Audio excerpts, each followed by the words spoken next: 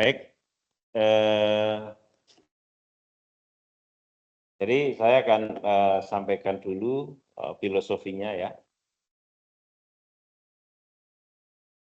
Ada satu metode desain eksperimen, ya, terutama untuk yang bidang ilmu yang eksakta, ya.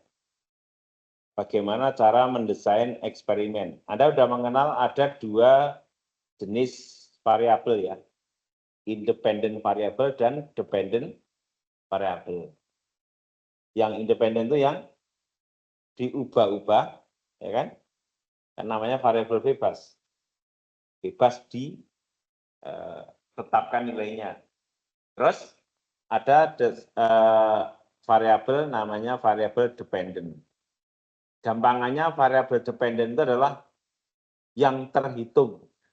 Jadi tidak bisa ditentukan secara bebas. Nah, ketika Anda eksperimen, mesti kan akan mengetahui efek ini terhadap ini, begitu kan? Nah, efek yang diubah-ubah itu disebut dengan independent variable. Kalau yang terukur itu namanya apa? Dependent variable. Oke. Di dalam topik permodelan, maka biasanya Anda akan memodelkan hubungan antara apa dengan apa? Antara pengaruh dari independent variable ya terhadap dependennya. Pengaruh namanya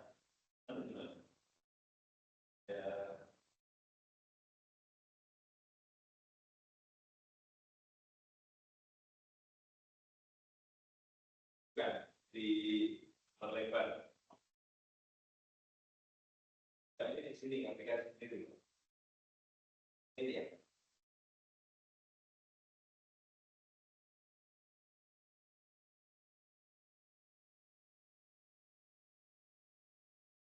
Ini bisa kelihatan lebih.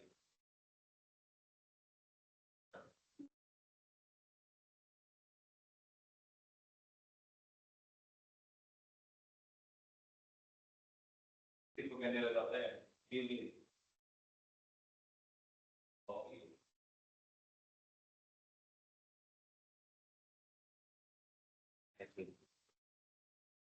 Oke, jadi kita kan punya independent variable yang diubah-ubah, dan ini diubah-ubah ini pengaruhnya terhadap dependent kan gitu kan. Nah, misalnya pengaruh penggunaan jenis bahan bakar terhadap emisi, misalnya gitu kan. Kan bahan bakar itu apa aja jenisnya? Ada Pertamax turbo, ya kan? Ada Pertamax turbo itu kan emisi sulfurnya kan kecil, hanya 50 ppm. Ya. Apakah Pertamax 92 itu udah aman? Ternyata belum. Ya, emisinya masih sekitar 200 berapa gitu. Ya. Jadi itu bisa, kalau itu ada sulfur, berarti mempengaruhi apa nanti kualitas udara?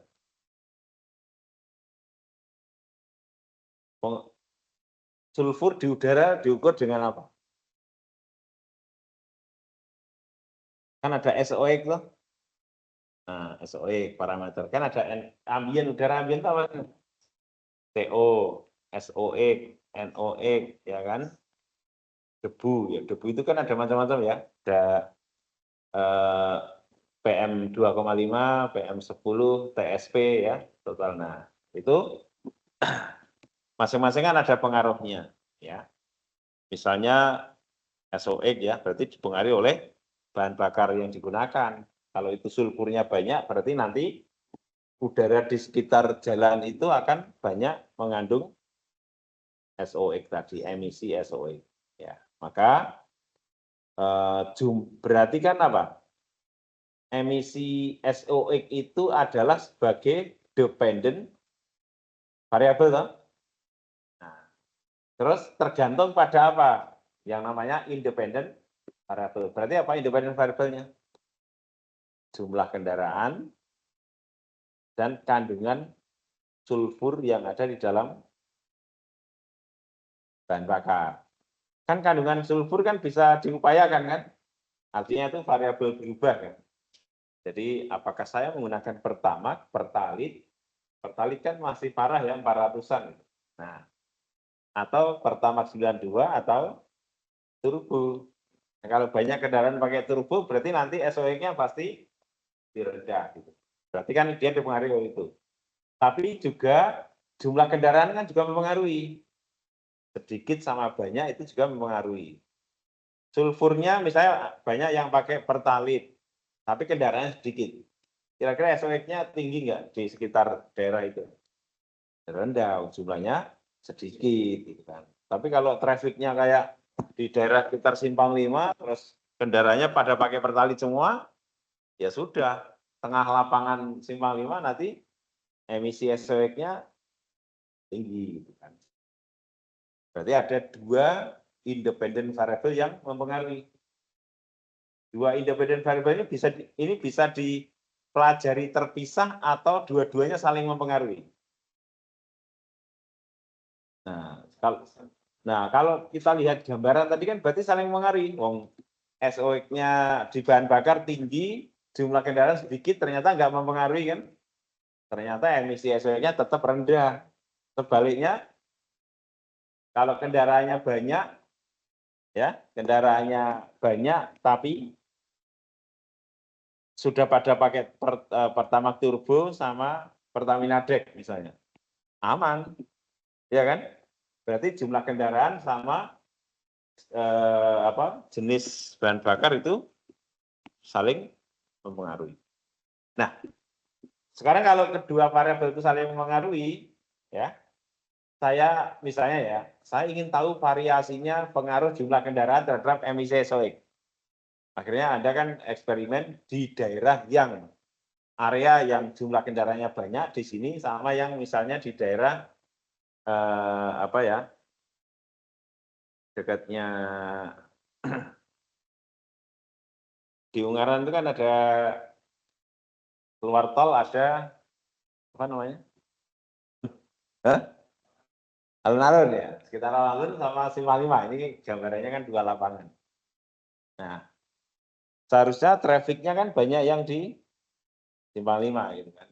Tapi Anda hanya mengubah jumlah kendaraannya saja. Kira-kira itu dipengaruhi itu enggak?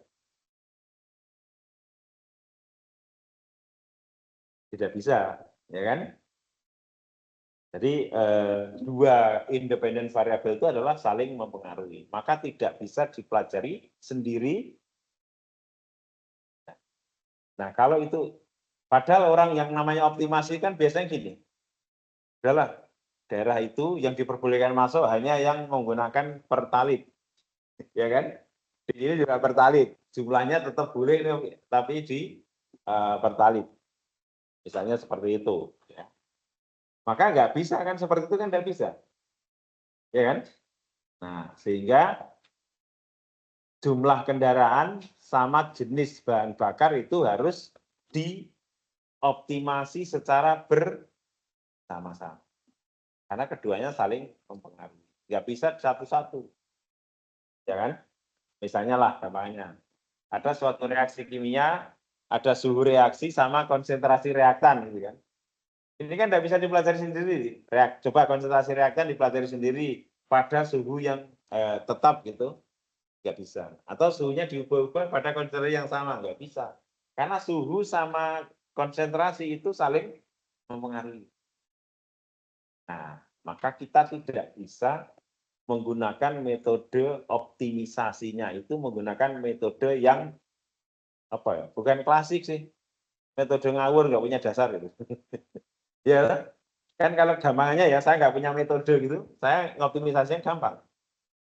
Nah, pengaruh jumlah kendaraan berarti apa? Jenis bahan bakarnya tadi tetap ya, yang boleh masuk kawasan ini hanya yang pakai Pertalite gitu.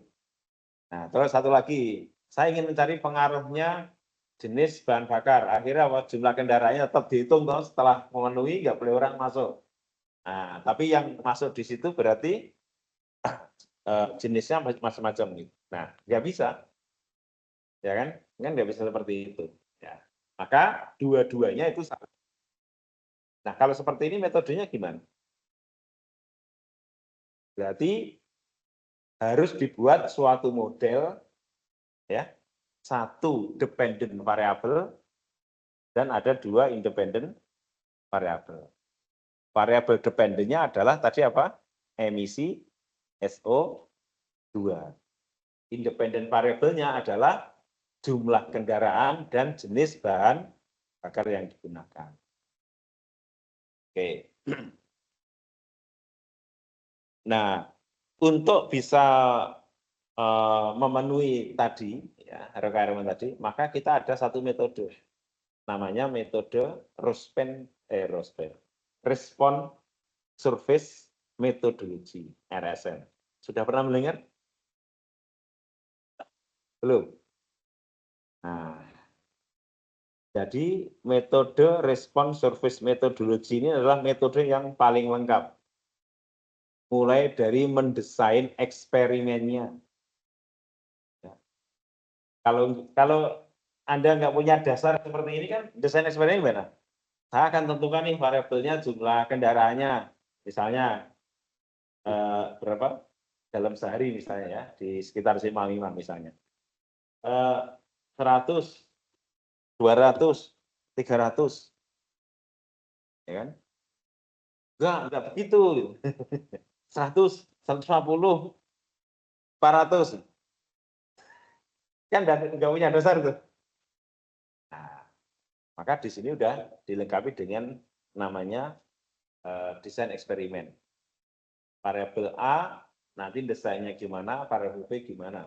Kombinasi dari variabel itu nanti diukur, nanti kita dapatkan masing-masing dari running itu kita dapatkan dependent variabelnya. Maka itu disebut apa dengan desain eksperimen. Pernah mendengar faktorial design? Statistik? Ada toh? Faktorial design. Oke, kalau belum. Bob Benken, pelajaran statistik pelajaran yang paling nggak disenangi ya. Aku dulu S1 ya nggak kenal, bukan nggak kenal, nggak mudeng. Nah, terus setelah ada desain eksperimen, jadi nanti juga ada membangun model matematika empirisnya. Kata, berarti udah apa tadi? Desain eksperimen, membangun model matematiknya, kemudian menyusun apa ini? Hipotesisnya, ya kan? Hipotesis dari, kalau ada ANOVA itu kan mesti ada hipotesis toh. H0 sama H1. H0-nya apa, H1 apa. Gitu kan? Nah, baru nanti namanya optimize, jadi melakukan optimisasi. Optimisasi itu adalah modelnya tadi, ya, modelnya tadi yang sudah kita dapatkan. Maka tadi kan apa? Kalau tadi dependennya adalah emisi SO2, berarti kan Anda harus mendapatkan kombinasi yang ideal di daerah Simpang 5 supaya aman. Kira-kira jumlah kendaraannya berapa, bahan bakarnya yang diharapkan apa, kan gitu kan? Atau campuran, ya kan? Nah, jenis tadi kalau jumlah kendaraan kan kuantitatif. Nah, sekarang kalau yang jenis bahan bakar itu kan kualitatif. Bagaimana mengoptimasinya? Loh, bisa loh, kualitatif itu dikuantifikasikan bisa. Contoh ya, kan bahan bakar itu yang paling jelek apa? Pertalite. Pertalite, Pertamax, turbo. Ini misalnya kita ambil yang jenisnya gasolin dulu ya. Ya, nanti kan bisa di-mix juga sebenarnya. Nah, misalnya kita bisa bikin angka dummy. Ya, misalnya ini 1, 2, 3. Berarti kalau ketemunya nanti 2,5 gimana? Nah, bisa campuran kan itu kan. Jadi campuran antara berapa persen pertamax, berapa persen turbo. Kalau ketemunya itu 1, berarti persen antara itu. Itu bisa juga dengan cara yang seperti itu, ya. Itu namanya dibikin pakai dummy variabel, ya. Karena apa? Karena variabelnya adalah kualitatif. Loh, komputer itu juga sama loh. Coba bahasa komputer itu sebenarnya dummy. Coba yang mengalir dari komputer saya ke tempat Anda itu apa? Di situ. Hanya angka 0 dan 1. Itu makanya itu dibuat dummy. Misalnya ya, dari saya ke Anda kan ada suatu pertanyaan, za atau tidak? Berarti za itu 1, tidak itu 0. Cuma ada angka 1 dan 0. Jadi data yang Anda itu dikirim ke tempat saya itu, atau dari saya ke Anda itu, dikirimnya dalam bentuk 1 dan angka 1 dan 0. Jadi sebenarnya angka 1 dan 0 itu di kabel itu, atau di awang-awang ini udah, tuh angka 1. Jadi banyak sekali. Nah, itu namanya sesuatu yang sebenarnya tidak kuantitatif, bisa dikuantifikasikan dengan suatu angka dummy. Oke ya, jadi RSM itu metodenya lengkap nih. Dari cara desain variasinya eksperimen, sampai ke membangun modelnya, sampai ke optimasinya. Berarti tadi kalau SOX tadi kan minimasi, bukan maksimasi, ya kan?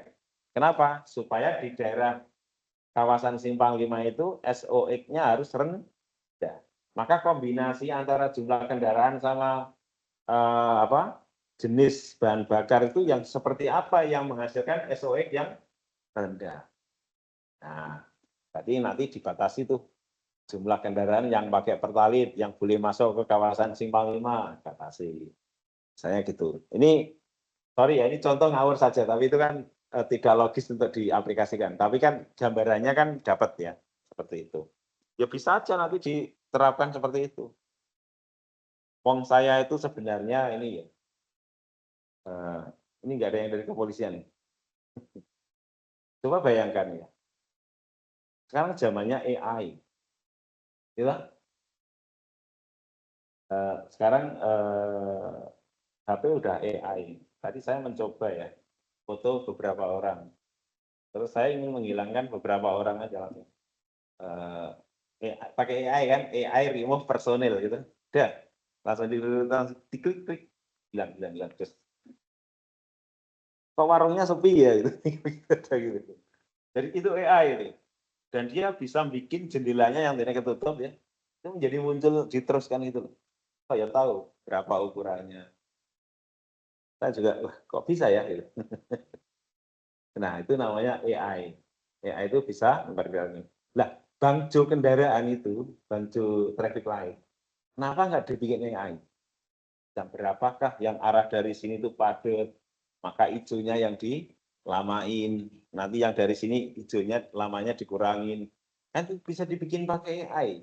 Dan itu setiap hari pasti itu udah sama trennya. Ya kan? Nah itu kadang kalau gitu benceng ya. Kenapa? Dari sini udah antri panjang, sananya sedikit, tapi kita nunggu nggak ada yang lewat itu. Kalau tidak terpusat kontrolnya, kenapa nggak di masing-masing itu dibikin? Katanya Semarang Smart Room, Smart City. Ya toh? Zaman Pak Endi, Pak Endi udah nggak ngurusin Semarang. Sudah mau jadi Jawa Tengah kan? Dulu kita Smart City loh, sampai dari luar negeri itu banyak juga yang belajar ke Semarang. Dia pakai kapal pesiar gitu, dalam rangka untuk Smart City. Tapi ya masalah traffic light aja masih katrok menurut saya gitu ya. Ya saya bukan orang IT loh, saya orang teknik kimia. Cuma mikir saja gitu kan. Kan itu jelas ya, misalnya dari atas ya, dari ke bawah. Berarti jam 6:30 ya, 6:30 sampai jam 9 lah berangkat orang kerja itu. Harusnya kan yang ke arah sini itu yang hijaunya lamain. Yang ya dikit aja lah, itu kira-kira berapa ya, 10 detik aja udah pengaruhnya besar. Maka nggak akan terjadi penumpukan. Walaupun sekarang sudah lumayan ya, nggak ada yang stuck, itu nggak ada. Tapi itu lebih bagus lagi, padahal yang dari ngeserapnya kan nggak begitu panjang misalnya. Nah itu bisa kayak gitu. Itu pakai AI aja. Nanti begitu jam 9 selesai, kembali semula program itu semuanya bisa di-coding. Gitu. Oke. Kemudian, nah kita bisa banyak software yang bisa mengerjakan ini. Ya. Yang dulu saya ajarkannya pakai StatSoft Statistika. Ya, saya punya yang versi saya nggak masih di Google, di drive saya ya. Dulu saya punya soft statistika itu aspal. Aspal itu asli tapi palsu. Maksudnya gimana? Dulu lab saya yang di Malaysia yang beli CD, saya copy, kan asli. Nah, tapi berupa kopian jadi pals. Gitu. Karena CD-nya ada di lab saya. Nah, itu saya gunakan dulu ya. Saya menggunakan ini. Kemudian ada yang mini tab, ini yang lebih very simple. Ya, tapi fiturnya tidak banyak. Ya. Ini sebenarnya statistik biasa juga banyak sih di Minitab. Ya, kalau desain expert statistiknya nggak banyak. Jadi memang ini spesialis untuk apa namanya desain eksperimen ya. Nah kalau yang ini campur sama statistik biasa, kayak apa SPSS. Ya, cuma SPSS kan desain eksperimennya nggak ada, gitu. Respon surface metodologinya nggak ada, tapi dia statistik biasa. Yang sudah ada paling yang model kayak kemarin bisa custom model ya, tidak seperti Excel ya. Kalau Excel kan modelnya ngikut yang dia ada memilih, kan? Logaritmik, eksponensial kan gitu kan. Kalau custom model bisa enggak itu? Kalau Excel kan enggak bisa. Kalau origin kemarin, ya terserah model yang kita masukkan. Ya. Terus ada desain expert ya. Ini lebih paling ringan yang ini, yang paling ringan softwarenya. Yang ini agak berat juga. Nah, kalau di teknik kimia ada sendiri bukunya sebenarnya. Experimental Method and Instrumentation for Chemical Engineer gitu ada. Nanti yang terakhir ya, nanti minggu terakhir saya akan sampaikan tugas dan juga namanya ketidakpastian pengukuran. Kalau di ilmu sosial memang tidak pasti kan, tidak pasti. Baik itu pengukurannya maupun analisisnya kan, nah, tergantung ada unsur subjektif persepsi. Di eksakta itu ketidakpastian itu bisa diwujudkan dalam bentuk kuantitatif. Namanya plus minus.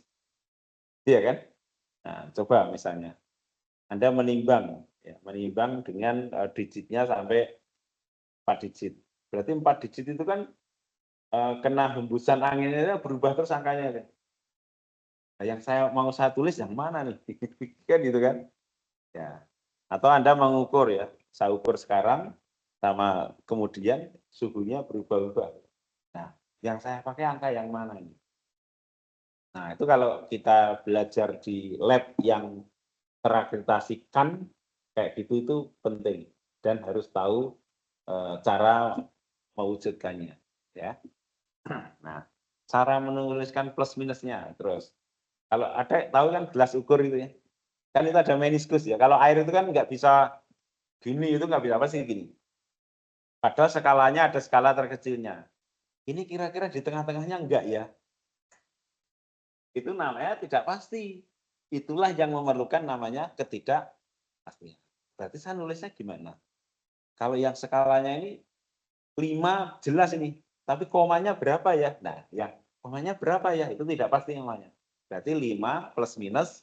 Nah, nanti itu saya itu hal yang sepele, tapi kadang di beberapa apa ya prodi nggak diajarkan seperti itu, ya kan? Nah, saya nggak tahu juga, saya juga ngombinasi dari buku-buku aja, sambil-ambil gitu, ya bagus untuk disampaikan ini karena sangat mendasar. Ya, berarti saya dulu juga mengambil datanya kan nggak benar juga ya. Setelah tahunya kan sekarang. Oke. Nah, dalam permodelan ya seperti yang kemarin, nah, kalau kita di ANOVA itu mesti mengenal ada hipotesis. Ya. Berarti hipotesisnya kalau ANOVA yang terkait pemodelan itu apa hipotesisnya? H0, H1. Jangan dibolak-balik, itu udah standar ya. H0 itu pasti, kalau H0-nya memenuhi, H1 tidak memenuhi, artinya apa? Modelnya tidak bisa digunakan untuk mewakili data eksperimen. Iya toh? Kenapa? Kan kalau H0 itu apa? Mu1 sama dengan mu2. Maknanya apa? Coba H0, H1 ya. Nah ini. Mu1 sama dengan mu2. Data 1 sama dengan data 2. Berarti antar data itu tidak mempengaruhi dependent variable. Berapapun independent variabelnya tidak mempengaruhi nilai dependent. Berarti model itu tidak bisa dipakai untuk mewakili data eksperimen. Artinya apa? Perubahannya tidak signifikan. Nah, kalau R-square nggak bisa bicara signifikan atau tidak. Tapi kalau yang namanya ANOVA, signifikan atau tidak. Gitu. Kalau handle-nya memenuhi, jelas itu tidak signifikan. Nah, kalau yang H1-nya memenuhi, misalnya mu1 min mu2 tidak sama dengan 0. Artinya apa? Data satu sama data yang lain berarti itu tidak sama. Berarti perubahan dari independent variable mempengaruhi nilai dependent variable. Maka yang diharapkan permodelan itu adalah H1-nya diterima, H0-nya ditolak harusnya. Gitu kan? Nah. Oke. Nanti bagaimana supaya H1 diterima, H0 ditolak? Maka F value-nya harus jauh di atas F label. Gitu. Anda mengambil statistik kapan? Sekarang? Nah, itu kan. Sama kan ini kan, di kasus ini kan kasusnya permodelan ya. Nanti kasusnya yang lain kan ANOVA yang digunakan untuk signifikan dan tidak signifikannya itu ya. Atau mendeteksi outlier atau tidak kan itu kan. Kan tetap dibikin H0 sama H1. Ya. Berarti kalau untuk mendeteksi berbeda atau tidak berbeda gimana? Harusnya kebalikannya permodelan. Data itu kalau diulang, Anda ngambil data 3 kali. Harusnya berbeda signifikan atau tidak berbeda signifikan. Saya mengambil data, mengukur 3 kali. Ulangi lagi gitu. Harusnya tidak berbeda. Nah, berarti kalau untuk kasus memeriksa datanya berbeda atau tidak, berarti apa? H0-nya harus diterima, H1 harus ditolak. Kebalikannya yang permodelan. Berarti kalau nanti ada H1-nya misalnya F table-nya kalau lebih besar dari F value-nya lebih dari F table, ya berarti data itu adalah tidak berbeda. Berbeda. Maka yang berbeda harusnya outlier. Dulu ya. Tapi ya. Nah, yang di pelajaran statistik kan untuk itu toh. ANOVA digunakan untuk memeriksa apakah data itu berbeda signifikan atau tidak. Kalau untuk kasus permodelan sebaliknya, ya kan? Kalau tidak berbeda berarti apa? Artinya antar nilai dari independent variable itu berarti mempengaruhi dependent. Ya. Maka parameternya ada 2, F value dan P value. P value itu probability. Ya, kalau kita ikut standarnya kan 0,05. Kalau P value-nya kurang dari 0,05 berarti ya H1-nya diterima kan? Kalau yang digunakan untuk ANOVA yang tadi memeriksa itu tadi P harus lebih dari 0,05 supaya data dianggap tidak berbeda signifikan. Maka kalau ada data yang P-nya kurang dari 0,05 itu yang outlier. Ya kan? Nah, saya juga ngomong dengan statistik. Kita begitu kita. Ya, oke. Jadi seperti itu ya di dalam permodelan atau regresi. Nah, kita nanti bisa menggunakan nanti nggak perlu pakai apa namanya? kayak origin itu udah nanti di dalam sini desain eksperimen, running, masukkan angkanya, model terbentuk, optimisasi terbentuk.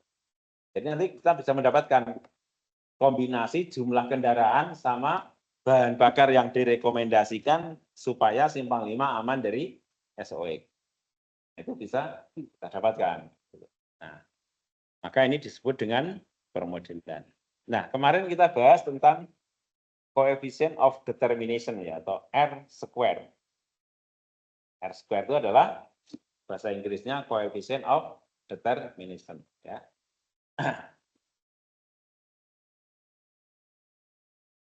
R square itu adalah berbicara tentang apa? How many percent experimental data are represented by the model? Itu adalah coefficient of determination. Bukan bicara tentang signifikan atau tidaknya pengaruhnya. Ya. Nah, jadi kalau R square itu seberapa besar data itu bisa terwakili oleh model. Nah, yang paling benar itu data atau modelnya? Nah, kalau misalnya ya, Anda R square-nya kalau cuma 0,70, yang salah modelnya atau data eksperimennya? Akhirnya data eksperimennya dideket-deketin. Ya, data itu benar. Ya, diulang berapapun ya begitu trennya. Nah, berarti yang salah model yang digunakan untuk mendekatinya. Berarti modelnya tidak pas, kan? Nah, kalau itu nggak pas, R square-nya kok 0,7, ya harusnya ganti model, jangan itu. Wong itu persamaannya eksponensial, kalau didekatinya pakai kuadrat, ya kan? Nah, ya R square-nya kecil. Artinya, model itu tidak bisa mewakili data eksperimen itu. Kenapa? Hanya 70% yang diwakili, yang 30%-nya enggak terwakili. Ya. Oke. Tapi ini kan beda loh bahasnya sama yang apa tadi? ANOVA. Kalau ANOVA kita bisa cerita. Jika F value-nya itu sangat besar dibanding F table, berarti apa? Perubahan sedikit dari independent variable sangat mempengaruhi dependent variable. Itu. Tapi kalau R square nggak bisa bicara itu. Jadi kombinasi dua-duanya itu bagus. Ya. Nah, maknanya seperti itu ya. Jadi kalau Anda membahas tesis, ya harus begitu. Jangan R square digunakan membahas apa? Signifikansi. Nggak bisa, nggak cocok. Ya. Oke. Kalau R square-nya 0,9 atau di atas 0,9 itu adalah bagus. Artinya hanya 10% dari data yang tidak dijelaskan oleh model. Ya. Nah, desain eksperimen, ya, ini ada 3 kan tadi. RSM itu ada 3 kan, desain eksperimen, membangun modelnya, terus optimisasi. Jadi ada 3. Pertama harus desain eksperimen dulu. Desain eksperimen tadi kan angkanya nggak ngawur. Anu aja lah, jumlah kendaraannya saya tentukan aja lah 100, 100, 200, 250. Nggak bisa begitu. Ada metodenya. Namanya metode Central Composite Design. Nah, sebenarnya metode desain eksperimen itu ada banyak. Ada Bock-Benken, ada faktorial desain, ada fraksional faktorial desain. Dan kalau saya lebih suka menggunakan Central Composite Design atau CCD singkatannya. Ya. Nah, nanti kita lihat apa bedanya antara CCD dengan jenis yang selain itu tuh namanya faktorial design atau Bock-Benken ya. Nah, seperti ini. Ya. Ini kalau 3 dimensi gini berarti ada 3 independen variabel. Ya. Kalau 3 dimensi mungkin lebih pusing ya. Coba 2 dimensi dulu ya. Coba saya bikinkan Kita carikan dulu ya. CCD 2, 2 independent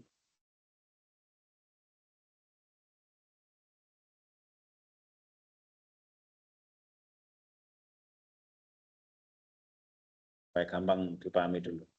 Ini 2 dimensi.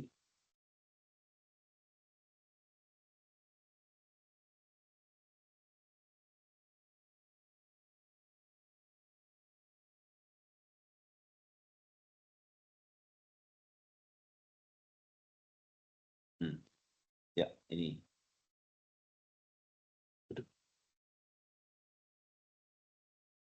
Baru kita lihat yang 3 dimensi. Nah, ini ya. Ini contoh 2 independent variable ya.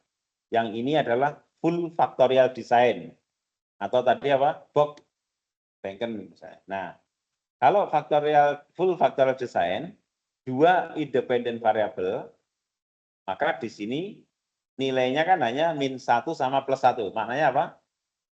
Variasinya variabel itu hanya ada 2. Misalnya tadi jumlah kendaraan 100 sama 200 gitu. Ya kan? 100 sama 200.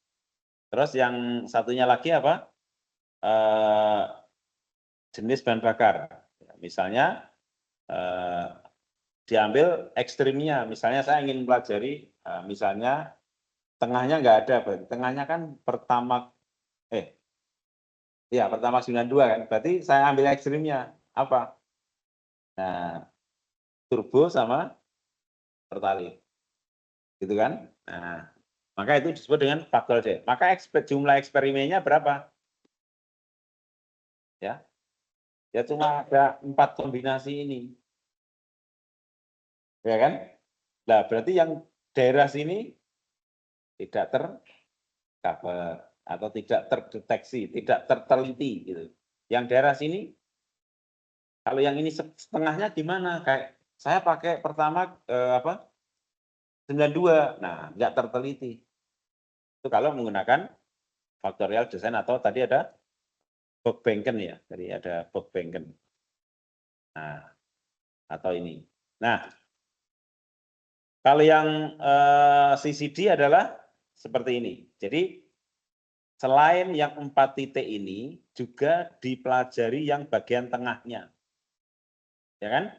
Yang jumlah kendaraan tadi yang kalau 100 berarti 150-nya ada. Nah, kalau yang bahan bakar tadi pertama Pertalite sama turbo berarti ada Pertamax-nya. Ini juga dipelajari. Berapa jumlah kendaraan yang pakai Pertamax 92. Nah, maka di sini ada central point dan juga ada yang extend-nya. Extend-nya itu misalnya jumlah kendaraan yang tadinya maksimal 200, saya ada extend-nya nih 230 bisa. Nah, lebihin, kalau yang kurang itu adalah kurang dari 100, misalnya ada 90 atau berapa. Itu namanya daerah star. Star itu adalah titik-titik ekstrimnya. Itu dipelajari. Nah, kalau yang turbo, di atas turbo apa? Yang misalnya punya pakainya sel ya. Turbonya sel ya misalnya. Turbonya sel sama turbonya kita lebih bagusan mana ya? Nah, mungkin startnya ambil yang itu gitu loh. Ya. Nah, itu disebut dengan CCD. Jadi CCD itu lebih lengkap domain yang ditelitinya. Nah, tentunya jumlah runningnya lebih banyak dikit lah dibanding yang full factorial design. Oke Pak, saya nggak mau pakai itu Pak, saya mau pakai metode saya sendiri, terserah saya memvariasikan. Ya silakan. Tapi untuk bisa melingkupi itu nanti jumlah runningnya malah banyak. Coba bayangkan. Ini hanya 4 titik aja sudah bisa membuat model dan optimisasi. Itu kalau pakai factorial design. Kalau ini minimal berapa coba? 1, 2, 1, 4 ya. Tambah 1, 5, tambah 4. 9 udah. Nah, itu. Oke, jadi itu namanya Central Composite Design, CCD. Sering disingkat dengan CCD. Ya. Nah, kalau 3 variabel seperti ini. Ya. Jadi di sini ada senternya, Kemudian di sini ada startnya, kan ini variabel 1, variabel 2, variabel 3. Jadi membentuk 3 dimensi. Ya. Kan ini ada X, Y, Z. Ya. X, faktor itu independen variabelnya. Faktor 1, faktor 2, faktor 3. Persamaan modelnya, defaultnya adalah polinomial order 2. Tapi ada ini, faktor yang ini. Ini apa coba? Kan tadi variabelnya ada XI sama XJ, berarti X1 sama X2. Kalau ada 2 independen variabel toh, berarti beta kali X1 kali X2 itu apa namanya? Itu yang istimewanya jika dibandingkan dengan metode yang manual. Ya kan? Nah, ini namanya interaksi antar variabel. Ya. Jadi koefisien beta IJ itu adalah koefisien yang menyatakan seberapa signifikannya interaksi antar variabel. Tadi kan dikatakan bahwa jumlah kendaraan sama jenis bahan bakar kan nggak bisa dioptimasi terpisah. Dua-duanya saling mempengaruhi. Nah, dua-duanya saling mempengaruhi ini di dalam model dituangkan dalam bentuk apa? Dalam bentuk beta IJ, XI, XJ. Ya kan? Nah, misalnya nih, ternyata setelah di running, ya, diambil datanya, beta IJ, XI, XJ ini ternyata F value-nya kurang dari F table. Misalnya, atau P value-nya lebih dari 0,05. Apa artinya? Misal ini, misal. Berarti asumsi saya tadi bahwa interaksi antar variabel penting itu salah. Ternyata tidak saling mengaruhi. Berarti ini bisa saya hilangkan. Nah, itu loh. Nanti ada prosedur namanya menghilangkan di model itu efek yang tidak signifikan. Itu bisa. Di dalam software desain Excel bisa dihilangkan, sehingga nanti ini bisa mengubah angka yang lain, beta 0, beta I, beta II, nanti akan berubah. Karena ini dihilangkan. Ya. Itu namanya ignoring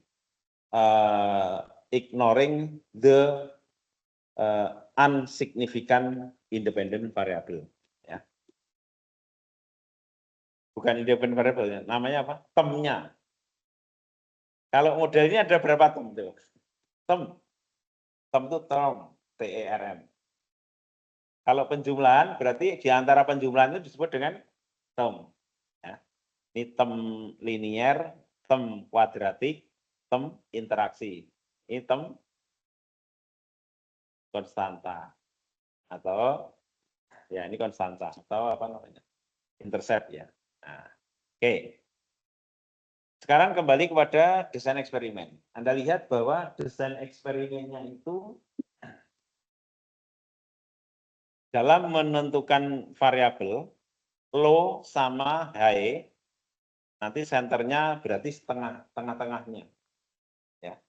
Jadi kalau ini low, ini high, maka senternya itu di tengah-tengahnya. Ya.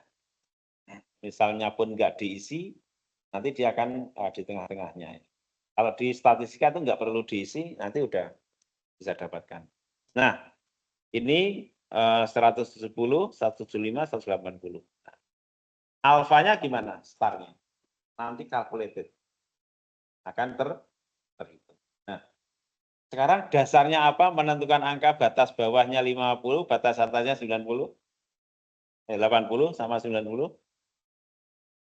Terus tengahnya, kenapa rentangnya 10, kok enggak 70, 100 gitu? Nah, nanti ada kejadian ya, ketika peneliti atau mahasiswa itu mengambil rentangnya itu terlalu lebar. Ya. Padahal di antara, kan tujuannya optimisasi itu kalau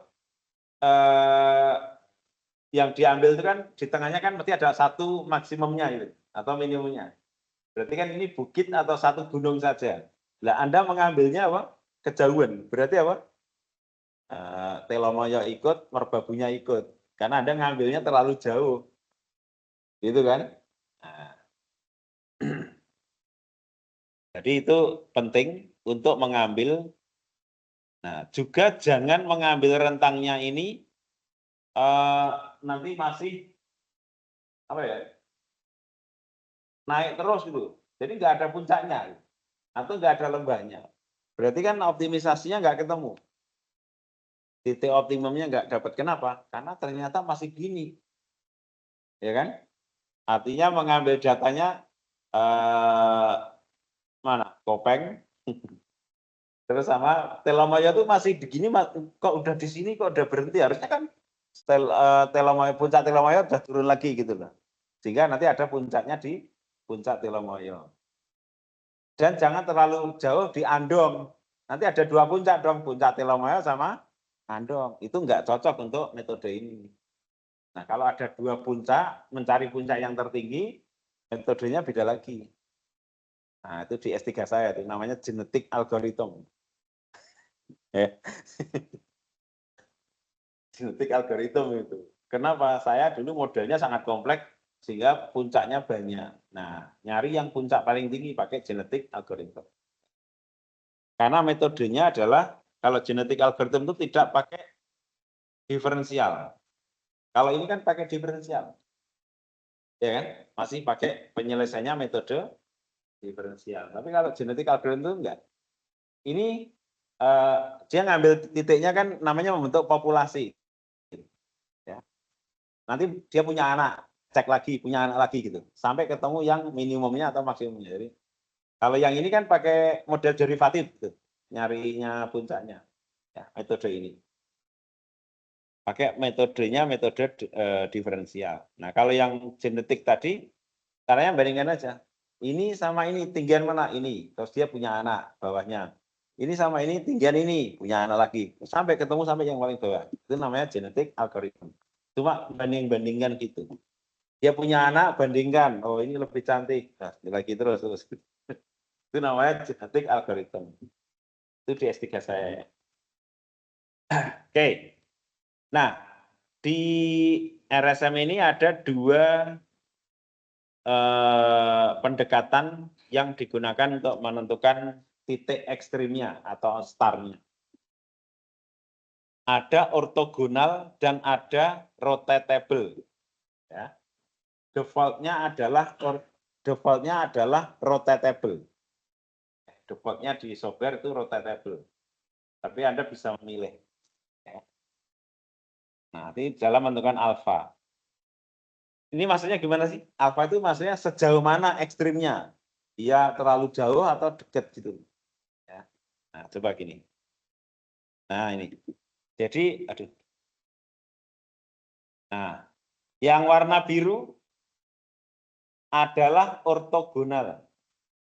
Yang warna merah melingkar rotatable. Rotatable berarti kan dari pusatnya gini. Nah, gitu kan. Kalau yang ortogonal ini gitu, lebih dekat. Nah, konteksnya adalah tergantung dari sistem Anda. Ya, apakah pakai, kalau misalnya variabelnya itu angkanya tadi jauh-jauh ya. Contoh 10, 50, 10, 10, setengahnya 100, ya, atasnya lagi adalah 190. Kira-kira alfanya nanti berapa? Oke lah, atau gini, 5, kemudian 95, atasnya berapa? 5, 9-nya tambah 90 kan? 95 tambah 90, 185. Ya kan? 5, 95, 185. Kira-kira alfanya ketemunya berapa angkanya? Minus. Karena saya pakai rotatable. Berarti kan jangkauannya terlalu jauh. Berarti kalau itu, loh kok minus? Ya impossible tahu variabel kok nilainya minus. Berarti oh udahlah, saya pakai ortogonal aja. Maka dekatnya aja, mungkin sekitar 1, berapa. Jadi dalam konteks-konteks tertentu kita tidak menggunakan defaultnya yang rotatable. Mungkin kita pilih yang ortogonal. Oke. Jadi nanti kita masukkan seperti ini ya di dalam desain expert seperti ini ya, low, high. Lah senternya berapa? Dia menghitung sendiri. Dan kita hanya memasukkan low sama high. Tadi apa patokannya menentukan variabel ini? Di antara low dan high itu harus ada kira-kira optimumnya. Tidak boleh itu miring terus gitu. Sampai belum itu. Berarti kalau seperti ini gimana? 80, 90 masih begini, masih naik terus, gimana? Anda harusnya ya namanya exploratory test dulu, titik-titik ekstrimnya itu dicari dulu, sehingga menentukan yang ada puncaknya. Maka sebelum seseorang itu eksperimen yang sebenarnya, seharusnya melakukan apa? Istilahnya itu exploratory test. Jadi menentukan variabel itu bisa dari studi literatur. Jadi orang kebanyakan menggunakan variabel sekitar ini. Atau Anda nyoba-nyoba dulu titik ekstrimnya. Itu bisa. Oke. Terus, nah udah dimasukkan, nanti ini terhitung nih. Ternyata alfanya adalah 77,93, ini 92,07 gitu ya. Oke. Kemudian, nah ini kombinasinya variabel nih. Variabel 1, variabel 2, sama dependentnya. Dependentnya tadi apa kalau kita gambarkan dalam contoh tadi? Emisi SO2. Ini jumlah kendaraan, yang ini jenis bahan bakar misalnya. Sehingga dari kombinasi ini nanti kita run ya, 13 run ini harus kita running satu-satu sampai kita dapatkan semua data pengukuran. Kan? Nah, ini kita ukur sehingga seperti ini komplit. Ada 2 independent variable dan 1 dependent variable udah lengkap. Baru ini bisa dimasukkan ke dalam desain expertnya tadi. Nanti bisa lakukan optimasi dan permodelannya. Balik. Permodelan dulu sama optimasi. Di sini ada 2 ya, standar run sama run yang tidak standar. Maknanya apa? Kalau standar run, urut ya, 1, 2, 3 ini standar run. Kalau runnya acak, maknanya apa? Ya, supaya kita itu tidak membayangkan hasilnya terus datanya itu dibuat-buat. Ngerti itu? Jadi data itu ini di run acak. Supaya saya nggak punya bayangan, oh nanti pasti di atasnya dikit. Enggak, jangan. Nggak boleh ngira-ngira gitu. Supaya objektif tuh ada fasilitas namanya runningnya nanti acak. Ya. Oke, ini disebut dengan cube. Cube itu yang di titik-titik di 4 tadi. Cube. Terus ada yang star. Star itu yang extendnya tadi itu namanya star. Center point tengah. Jadi sebenarnya 9 run cukup ya tadi ya. Kalau tadi ada 1, 2, 3, 4, 5 di tengah, 6, 7, 8, 9. Ya kan? Tapi ini diulang center point-nya. Center point-nya diulang sampai 5 kali. Jadi totalnya ini 13. Ya. Default-nya biasanya perulangannya 2 kali. Kita bisa nambahkan perulangannya mau berapa kali. Kenapa yang diulang hanya yang center point? Saya nggak tahu juga di software itu yang diulang ya. Tapi sebenarnya bisa kita setting misalnya ya, Anda mau triplo, boleh. Berarti run-nya kan nanti 9 kali 3. 9 kali 3, 27 run. Kalau mau triplo. Oke. Terus setelah ini kita dapatkan, kita masukkan ke dalam desain expert, maka kita akan dapatkan nah modelnya ini. Ya. Nanti baru kita praktekkan ya. Ini kita apa? Pelajari dulu. Jadi di sini ketemu modelnya ya, ZILT. Ini adalah koefisiennya, ini adalah X1 tadi apa ya? Waktu reaksi ya. X1, ini X2 temperatur. Yang ini reaction time kali temperatur berarti apa tadi? X1 kali X2 berarti apa tadi? Interaksi. Ya, jadi dari sini nanti kita bisa melihat antara suhu sama waktu reaksi itu signifikan atau tidak. Gitu ya. Nah, terus yang ini waktu reaksi kuadrat dan temperatur kuadrat. Sehingga modelnya seperti ini diambil. Y sama dengan minus 1430,52285 dikurangi 0,06 ini X1 kuadrat ditambah X1 linearnya mana? X1 linearnya adalah 7,81. Dikurangi yang X2 kuadrat 0,04 ditambah dengan X2 yang linear ditambah dengan interaksi antar variabel yang warnanya merah itu. Ya, 0,01. Ya. Simbolnya kan seperti ini ya, AB itu interaksi. Ya. R square-nya juga bisa kita dapatkan. Nah, kemudian ANOVA-nya nanti juga kita bisa dapatkan. Jadi ANOVA-nya ini bisa kita lihat. Ya. Coba kita lihat yang saya lingkari warna merah.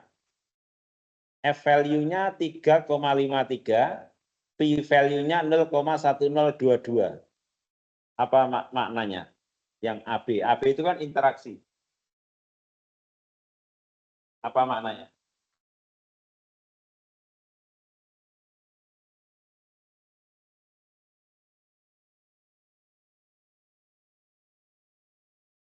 Oke, kembali kepada hipotesis. Jika F value-nya lebih dari F table, apa artinya tadi? Signifikan atau tidak signifikan? Signifikan. Apa makna kata signifikan itu? Ketika independen variabelnya diubah-ubah atau term itu diubah-ubah independennya, itu mempengaruhi dependent variabel. Tapi kalau F value-nya kurang dari F table, kalau saya cari F table-nya itu ketemunya, bentar, derajat kebebasannya kan ini 5 ya model ya. Kemudian residualnya adalah berapa? Errornya berapa? 4. Ya kan?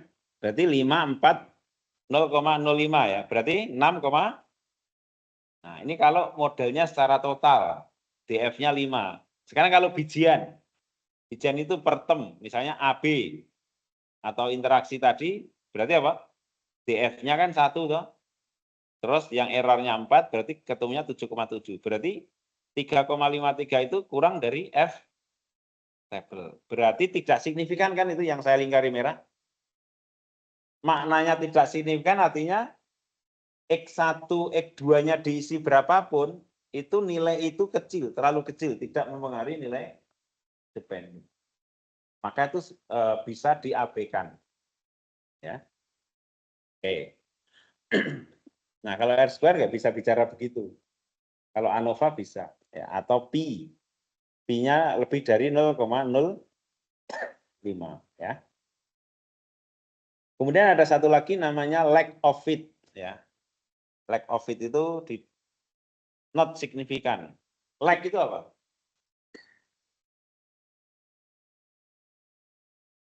Lack itu apa? Kalau fit itu kan kesesuaian antara model dengan data eksperimen, itu adalah namanya fit. Prosesnya namanya fitting. Ya, kalau lack of fit, lack apa?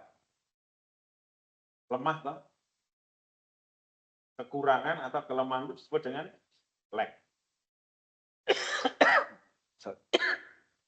Berarti lack of fit, kekurangan dalam proses fitting atau kelemahan dalam proses fitting.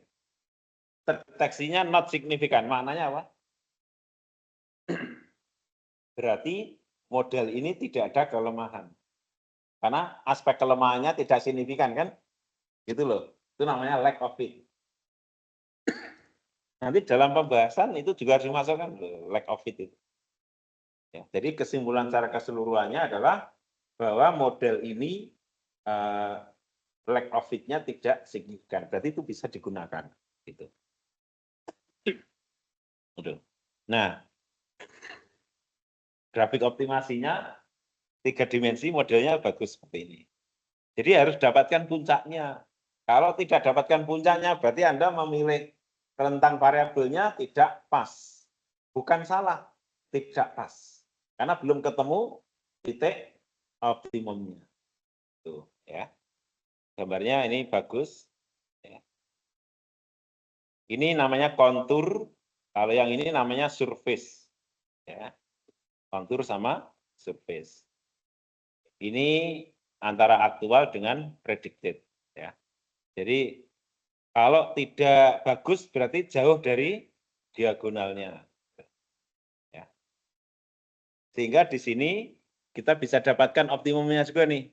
Berarti maksimumnya 80,2 pada independen variabel yang berapa? Nah, pada saat z-nya atau dependennya maksimum, maka X1-nya adalah 86,9, X2-nya adalah 176,5, atau itu di daerah puncaknya sini, di sini.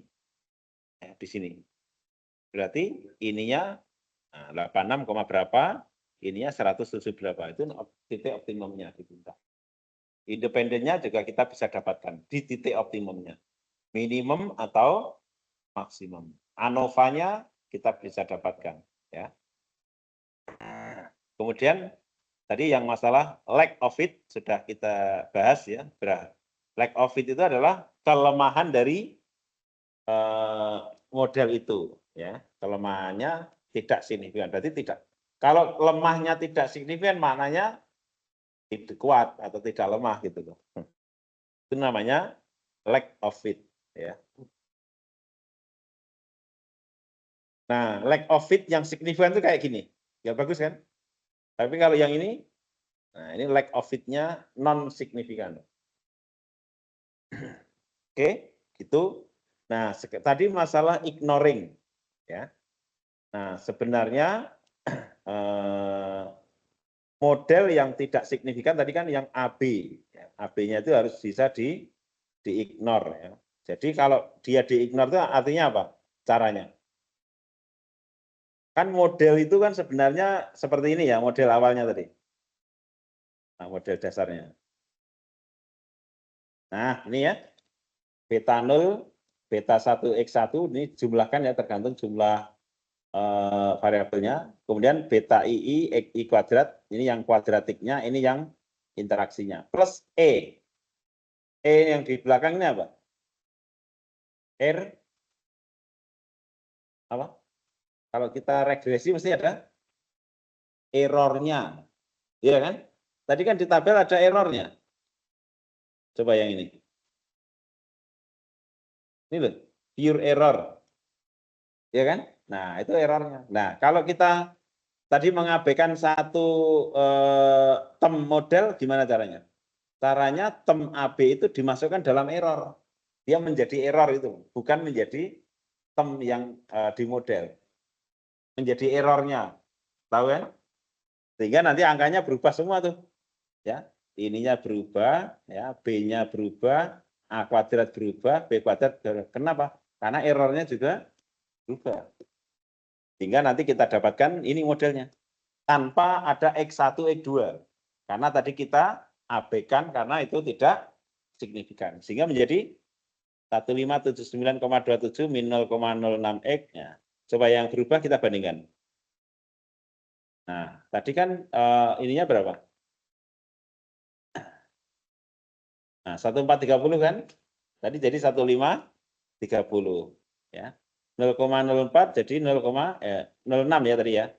Nah, jadi 0,06. Jadi berubah semua. Tapi semua term yang di sini sudah signifikan semua.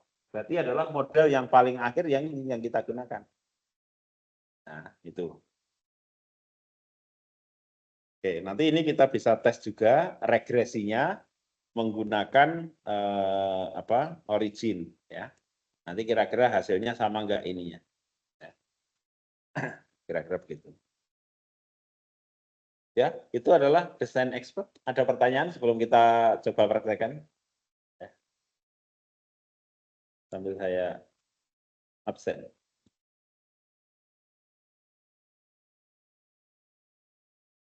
Ada pertanyaan?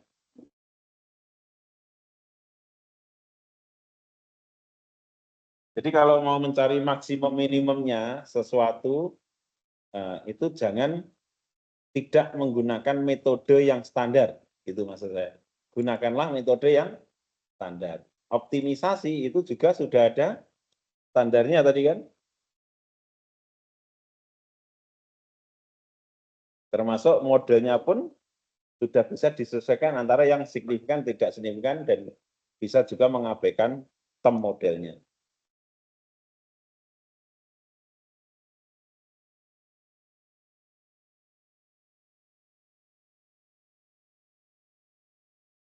Kalau di YouTube saya itu panduannya yang statistika ya, statistika. Tapi pada prinsipnya hampir sama, cuma softwarenya lebih ribet yang statistika.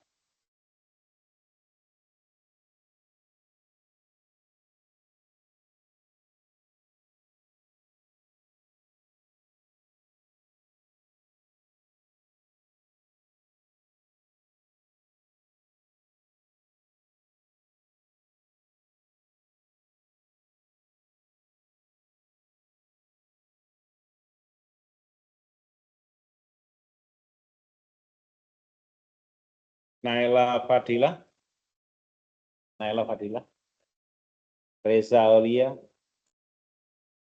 Cornelia Novita, Dwi Puspa, Devi Raj, dari India, Muhammad Lutfi, Satna Suryaning Tias, karena saya punya banyak kawan orang India, Hafri, Ruci Mada, Samsul Arifin. Saya punya banyak kawan waktu saya S3 ya, ada Sri Raj, Amasi, oh, saudara. Ada yang dia apa marganya yang Sing, ada yang Sing. Yang Cina juga banyak saya. Chong Chiming, Tung Chun juga teman saya banyak. Saya mau belajar bahasa Cina susah Pak, itu harus menghafal hurufnya dulu gitu. Aduh. Nah, mereka lahir cepat, orang Malaysia itu kan bahasa kanji. India juga bahasa kanji apa India. Kalau di kelas gitu ngomong sama sesama India pakai bahasa India. Nah, yang Cina ya Cina. Kalau antar ras itu baru bahasa Melayu atau bahasa Inggris. Jadi begitu. Di sini sensitif. Ini ngomong-ngomong pakai bahasa apa? Bahasa Cina ya, yang lainnya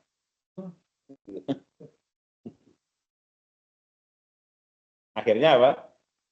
Nah, kita bahasa Mandarinnya nggak berkembang, ya kan?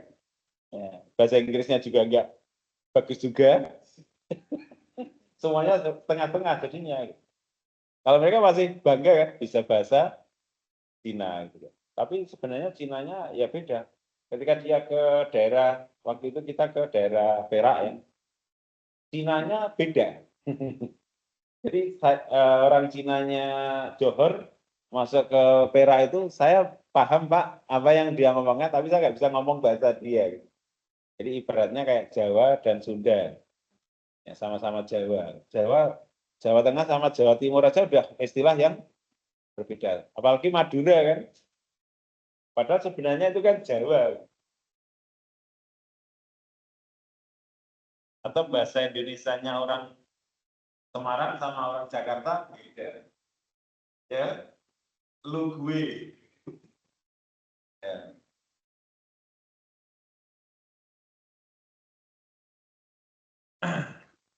Oke ya, kita coba new design. Sayangnya software ini tidak bisa untuk statistik yang lain. Ini khusus untuk desain eksperimen saja.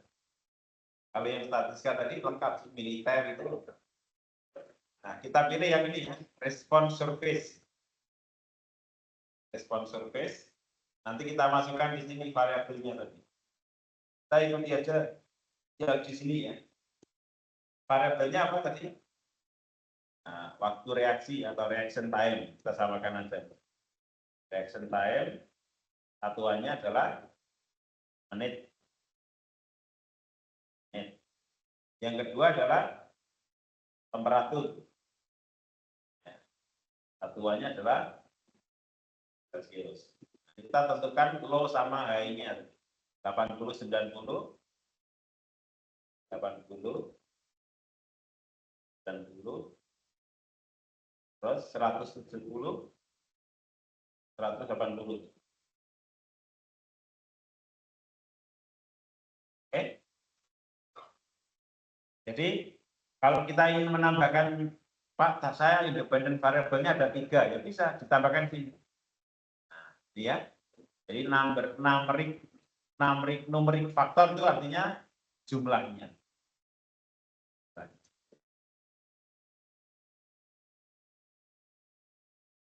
Tipenya full, ya, ini biarkan default ya bawahnya. Alfanya, nah kita bisa milih nih. Tadi mau apa? Coba lihat. Defaultnya adalah rota level. Coba, nanti jangan dibeda. Ini rota level ya. Nah, ya udah, ya kita ikuti aja biar sama ya. Ini berarti rota level. Terus, ini biarkan rota level. Terus kita klik. Nah, ini perhatikan ya, kita bisa milih box banken atau central composite sign. Yang kita lakukan ini tadi apa? Central composite sign. Coba kita lihat box banken, cuma lihat aja. Oh, kalau box banken ini minimal variabelnya berapa? 3. Kalau box banken minimal independent variabelnya ada 3. Each numeric factor is set to 3 level.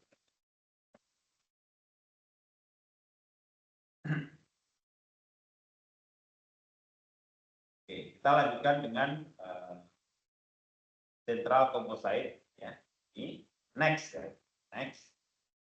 Nah, kemudian di sini central composite-nya kita pilih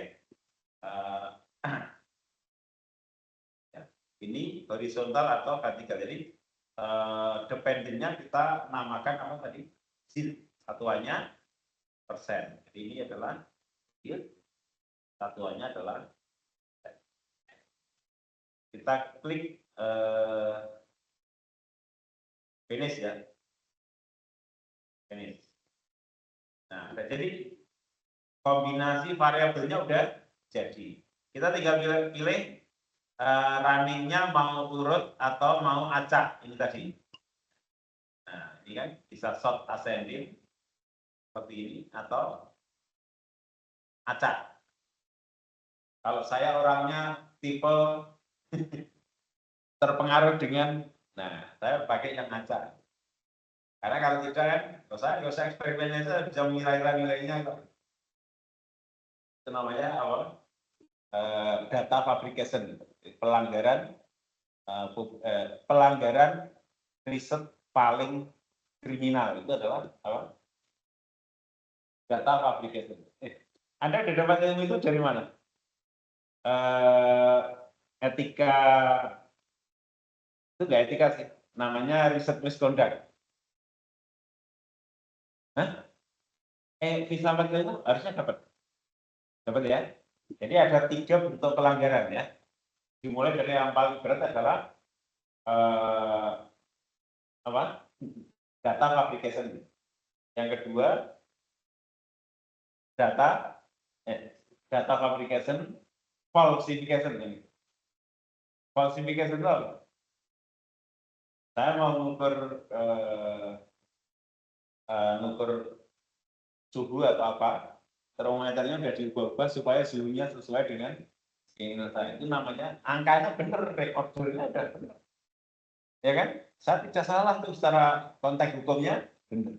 Tapi sebenarnya alatnya udah diuji. Itu namanya data falsification. Itu kriminal di bidang riset yang nomor level kedua.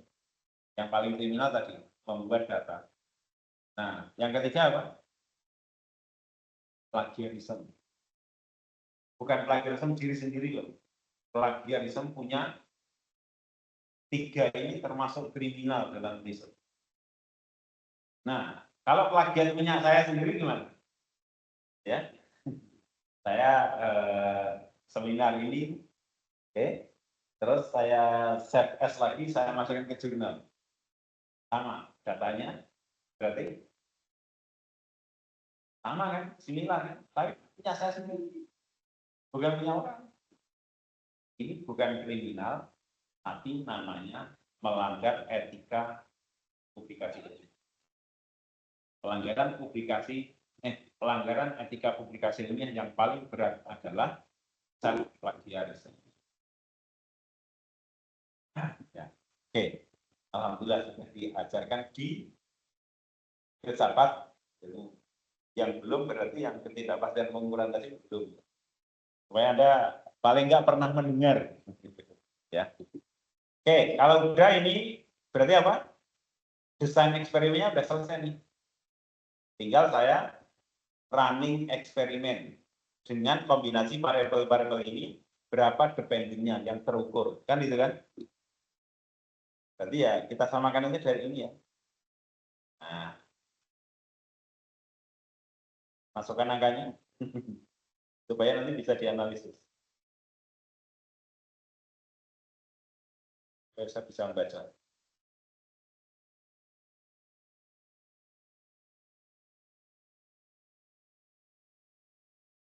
Keren ya.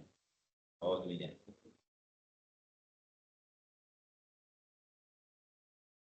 Puluh, 110 berapa? 6,5. Kalau nanti Anda nggak sama, pasti hasilnya beda. Ya, ya ini 77 ya. 77. Coba Anda ngecek ya. 5,6.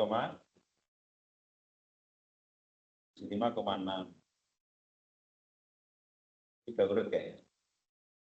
77. 8, ini baru masuk perulangannya center point tuh.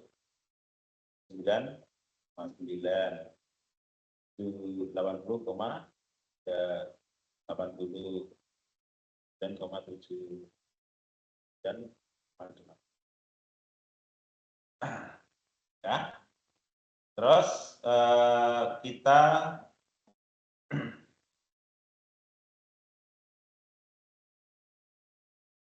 terus saya nggak lupa ya, saya jarang pakai ini ya.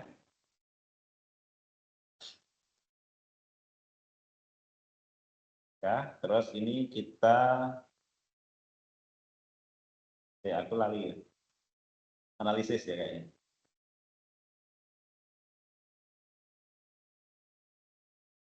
Stat analisis ya. Stat analisis. Nah, ya kan? Kita dapatkan fit summary. Ya. Ini ada configuration, fit summary, ada model, ya model. Kemudian ada ANOVA-nya. Sudah sama belum ini? ANOVA-nya 28,2 sama ya? Sama. Ini tadi ini ya, yield ya, tadi kan yield, klik di sini ya analisis yield, stat analisis.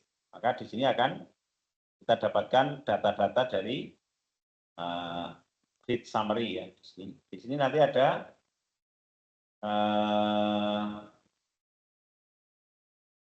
yang kita ambil yang ini ya, model, kemudian ada ini modelnya yang kita propose apa. Gitu. Kalau tidak ya ini kita force ini dihilangkan. Misalnya Anda mau linear, berarti yang kuadratiknya di force. ANOVA ini kita dapatkan, kemudian koefisien. Ya. Koefisien itu ada dua, ada yang coded sama uncoded. Ya. Apa artinya? Ini kan namanya yang coded. Yang coded. Ini yang coded. Ada yang aktual. Apa maknanya? Coded tadi kan kalau di teori di dasar, coba ya kita lihat.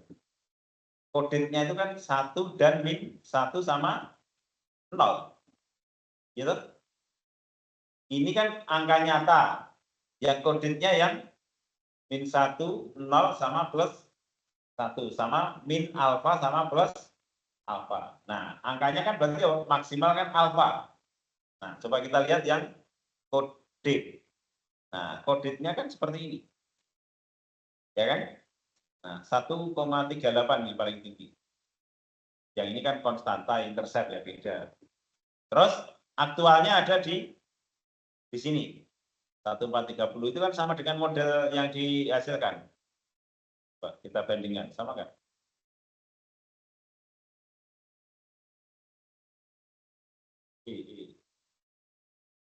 Ini kan 1430 7,8 sama kan? Nah, di sini. Ini adalah modelnya ada di sini. Ya, ini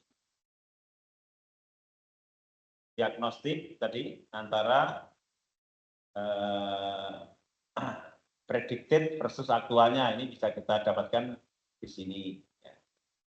Ada juga yang kalau mau menampilkan ini Bok-Tok plotnya, ya, atau ada yang menampilkan normal plotnya, ada yang mau menampilkan residualnya ini. Oke, terus ANOVA-nya ini, ya, mana yang tidak signifikan tadi? AB ya. Nah, AB tidak signifikan. Kenapa tidak signifikan tadi? F value-nya lebih kecil dari F table. Tadi kan ketemunya F table-nya berapa? 7, ya. Kalau per term ya. Kalau 1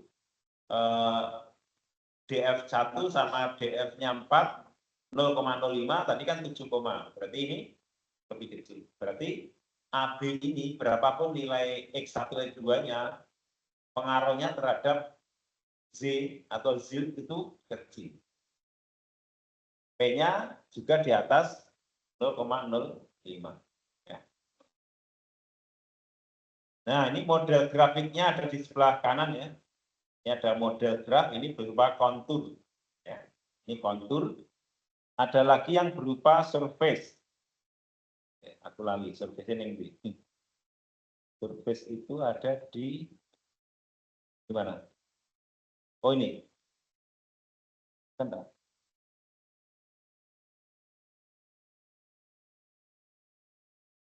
Aku udah lama nggak pakai. Oh ini. 3D surface. Hah?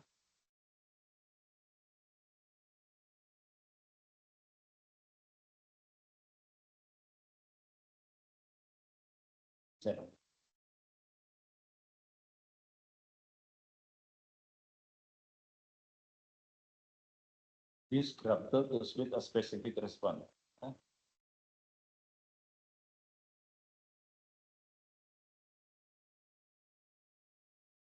Oh, ini.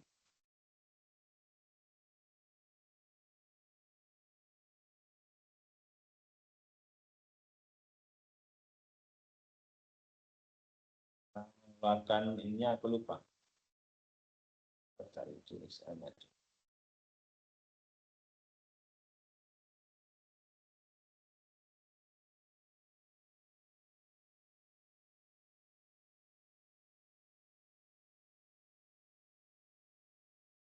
Gimana mengeluarkan ininya? Aku lupa.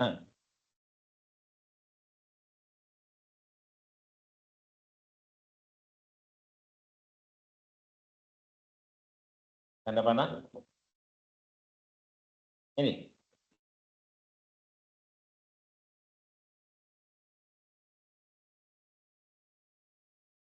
Oh ini.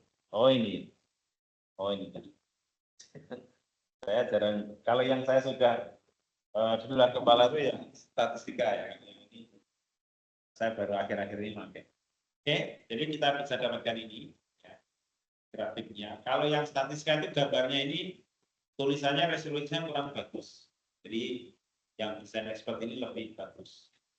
Anda bisa mengatur jarak antara ini dengan atasnya ini bisa Anda atur. Mainnya di skala. Mainnya bisa di skala. Kalau yang kontur sebenarnya Anda bisa nambahkan juga ini klik kanan. Anda bisa menambahkan ini add. Ada add flag itu nilainya. Jadi kalau coba ada add kontur ini. Nah, bisa nambah. Sorry. add flag itu bisa saya adu ya. Delete flag. Ini klik kanan, add contour. Jadi kita bisa menambah konturnya sampai puncaknya ya. Yang titik optimumnya itu kan bisa kita ini. Nah, sekitar 80,2 kan gitu kan. Ini juga bisa.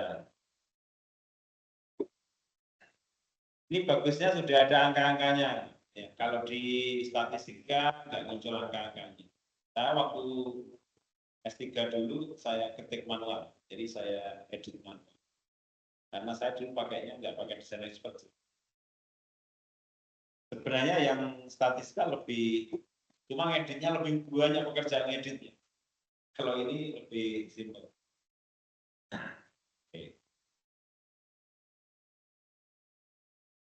Oke, ini oke ya. Tinggal nanti bagaimana cara tadi menghilangkan yang diapikan tadi di dalam model. Kan harusnya tadi di model yang pertama ya itu kan ada plus 0,01 X1 kali X2. Ini kan harusnya dihapus. Tapi tidak hanya sekedar menghapus. Kenapa? Caranya kalau di sini kan dimasukkan ke tadi error. Ya. Sehingga nanti angka ini akan berubah. Sehingga kita dapatkan model akhirnya itu yang signifikan semua. Yang ini. Modelnya signifikan semua. Caranya gimana? Caranya adalah kita kembali kepada model ya tadi. Nah, kita klik di sini, klik kanan, nanti ada error. Error artinya apa? AB ini akan kita masukkan ke error. Coba kita klik error. Hilang kan ya? Nah, coba kita cari modelnya tadi. Ya. Aktualnya. Hilang kan? Karena tadi kita masukkan ke dalam error. Jika yang kita tuliskan model akhirnya yang aktual equation-nya ini.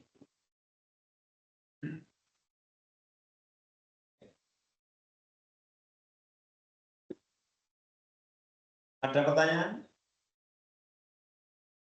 Nanti kita bandingkan dengan fitting menggunakan origin. Ya. Tapi kita fokus pada model yang akhir aja ya, yang ini. Kira-kira angkanya sama enggak gitu ya, dengan data yang sama. Ya. Kalau tidak ada pertanyaan ya, kita coba menggunakan origin. Jadi kita fitting dua independent variabel. Ya. Berarti di sini 3 kolom ya. Ini 3 kolom. X-nya berapa tadi? Karena ada 2 independent variabel, berarti yang B ini harus dibikin sebagai X. Sehingga nanti ada X1, X2, dan ini dependennya. Ya kan? Nah, berarti apa tadi? X1 reaction time. Ya. Satuannya tadi adalah menit. Ya. Terus yang kedua adalah temperatur. Satuannya adalah derajat Celcius.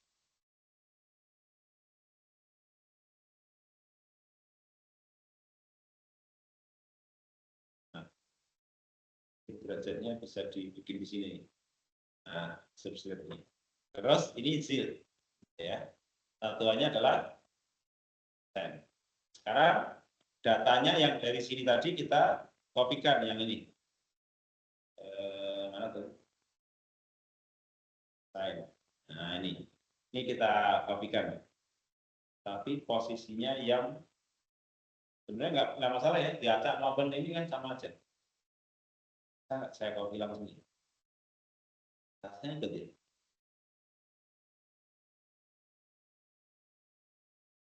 Keluarnya apa?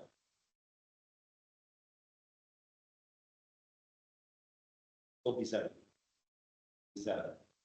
Kayaknya langsung bisa dapat di sini. Oke, ya. Sekarang kita blok tiga-tiganya. Blok. Kemudian di sini masuk ke analisis. Analisis. Fitting. non-linear curve.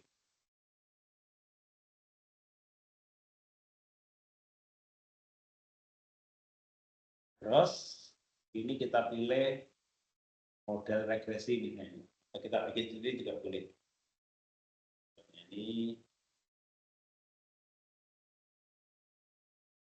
dua independen. Misalnya, dua independen. Next. Oh, udah dipakai ya. Two independen. Next. Nah, berarti independennya adalah X1, X2. Ya, kita masukkan X1, X2, independennya sendiri. Parameternya berarti berapa?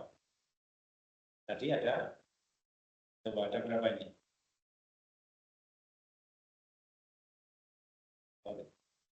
Ini ya, A, ini apa? A, B, C, D. Ada 4 ya, A, B, C, D ya misalnya ya. A, X kuadrat, A, X1 kuadrat, B, X1, C, X2 kuadrat, D, X2 ya. Modelnya itu. Berarti ini A, B, C,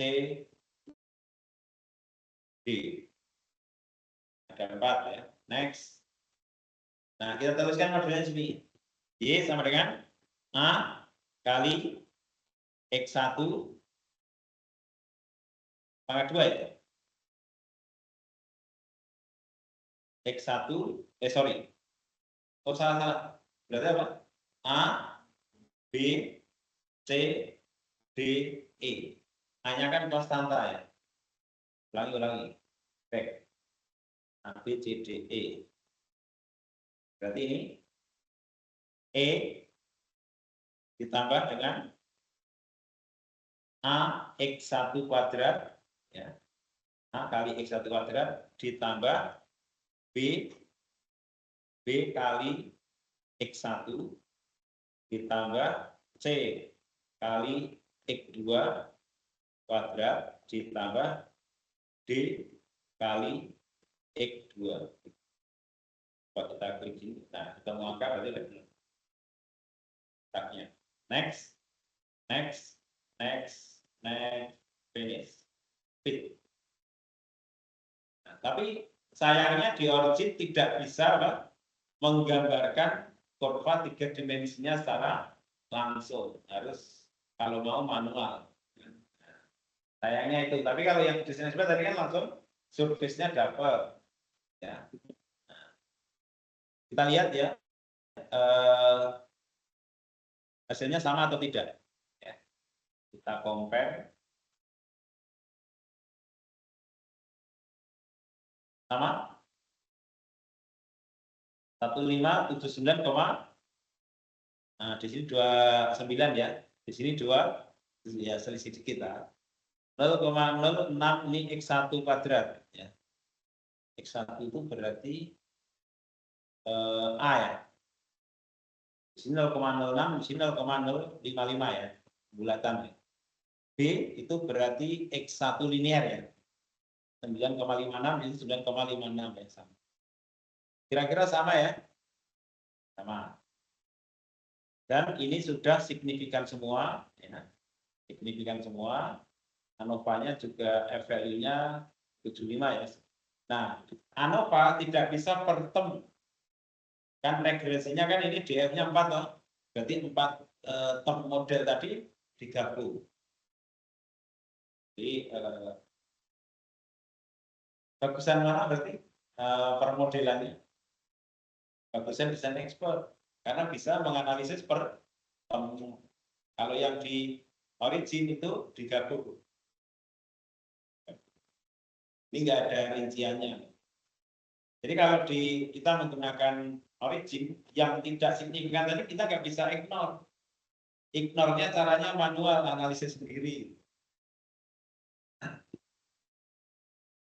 Ini kita bisa dapatkan R2-nya juga 97. Jadi sama lah. Kira-kira itu ya. Jadi mau pakai jalan apapun, kalau itu numeriknya sama ya hasilnya sama. Pakai software apapun. Ini kalau mau pakai statistika juga sama ketemunya. Oke, saya kira desain expert simple ya, very simple. Tapi kita sudah dapatkan apa tadi? Modelnya, bahkan desain eksperimennya pun sudah pakai pola yang standar, ya kan? Tidak asal memasukkan apa? Kombinasi varian independen variabel kan nggak awal tadi. Tapi kita pakai dasar, ya. Terus modelnya sudah kita dapatkan, ANOVA-nya kita dapatkan, dan optimumnya. Nah, coba kita lihat di desain expert. Cara mencari titik optimumnya. Jadi kalau di PDF yang saya share ke Anda, titik optimumnya itu ada di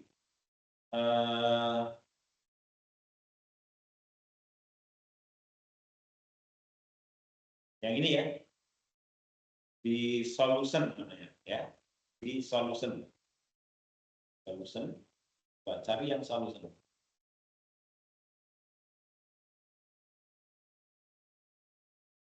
Nah, numerical solution, kemudian nomor 1.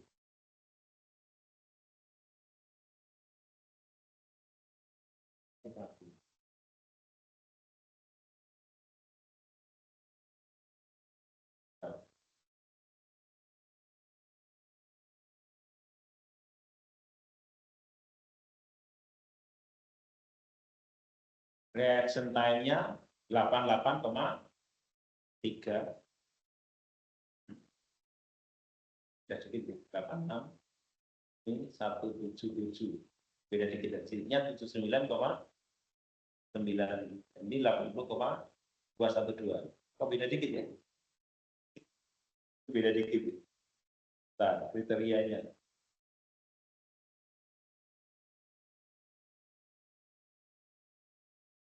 Important. Nah, di PDF kan ini ada zil, ini lowernya, limitnya, importantnya beda. Ini harus disetting dulu ini seperti maximize ini kan. Goalnya ini kan apa? In ring ya. Ini yang zil itu adalah goalnya harusnya apa? Maximize. Ini setnya maximize. Importantnya kita bisa setting ini ya, 4 atau berapa. Coba nanti hasilnya kan beda. 86,8. Nah, hasilnya beda kan? Karena tadi belum kita setting maximize. Jadi di kriteria ini kita pasang build-nya adalah maximize. Kemudian important ini saya kurang tahu ya. 80,1. Jadi kita setting ini ya, kriteria sama maximize. Kalau yang lain kan ini bentuknya ring-nya ya, bentuknya ring. Build-nya yang harus kita maksimasi. Ya.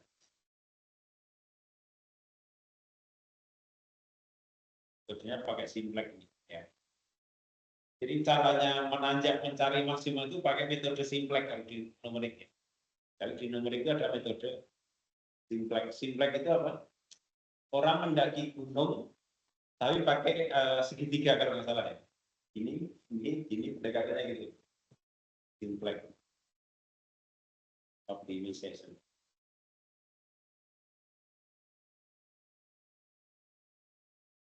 Nah, ini kan pendekatannya seperti ini. Mencari titik optimumnya itu dengan metode simplex itu. Nah, ini ada desain direct ya.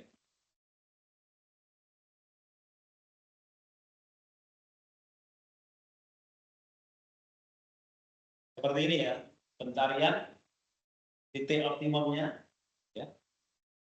Nah, ini pencariannya seperti ini. Namanya metode simplex. Oh, ketemunya di sini. Itu numerik. Ya. Oke. Ada pertanyaan apa? Gampang. Nanti tugasnya diantaranya itu. Satu tadi yang membuat gambar. Yang kedua nanti bikin profiting. Kan? Kemudian berikutnya adalah mungkin nanti 3 itu. Jadi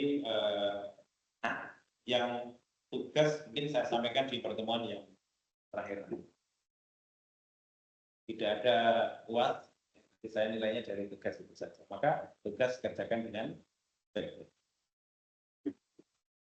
Tinggal nanti saya materi yang akan datang, saya sampaikan tentang ketidakpastian pengukuran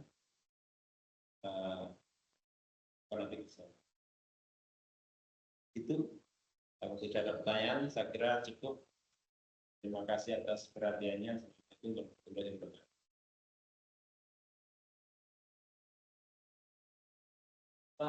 Ya. Itu kan ada model awal. Kalau ada model yang signifikan, ada teknik yang signifikan, HP-nya itu dihilangkan.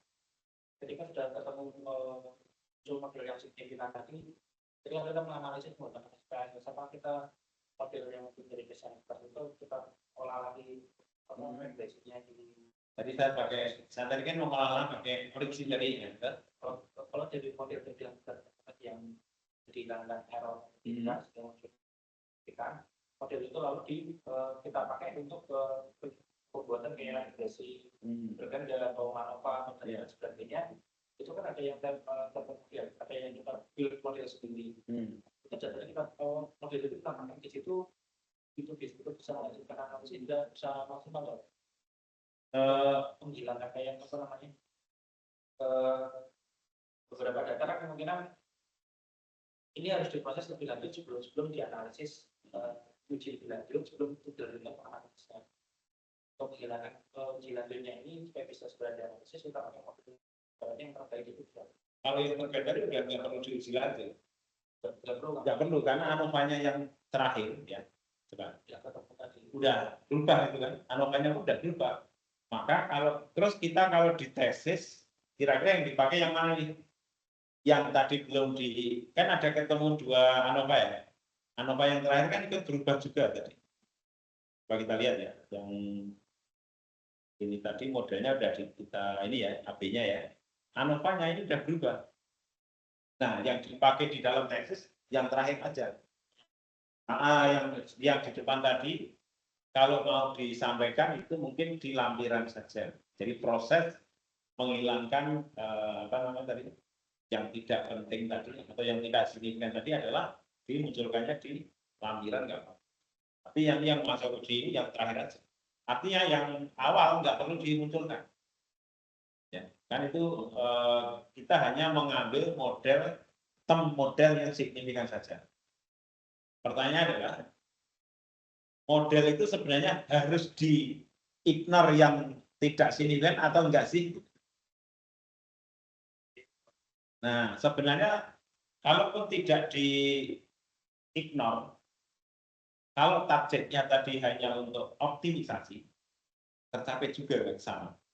Titik optimnya tercapai. Tapi kalau kita dalam rangka untuk mendapatkan model yang lebih simpel, yang itu signifikan semua. Kan model itu kan panjang gitu kan. Loh ngapain model kita panjang-panjang kalau beberapa itu tidak signifikan, mending kan simpel saja. Nah, maka kalau yang kita target adalah modelnya yang simpel, ya kita itu. Tapi kalau tujuan utamanya tadi hanya untuk optimisasi, ngapain kita susah-susah mengignore? Titik optimnya juga dapat angka yang sama. Jadi tergantung tujuannya. Kalau memang tujuan Anda adalah permodelan, berarti kan mendapatkan model yang simpel. Sebenarnya model itu simpel dan tidak simpel itu kalau di perhitungan komputasi itu pengaruhnya besar. Kalau sekarang sih nggak terasa ya. Tapi kalau sudah masuk di mesinnya AI, itu terasa. Semakin data itu banyak, makin kompleks, makin membutuhkan superkomputer kan gitu. Nah, maka salah satu model itu kan sebenarnya digunakan untuk AI diantaranya gitu kan. Dalam hal ini kan misalnya ANN, tahu kan Artificial Neural Network, nah, atau apa ya? Tadi masuk ke sini sih. Kan ada fuzzy logic, ada yang ENN gitu.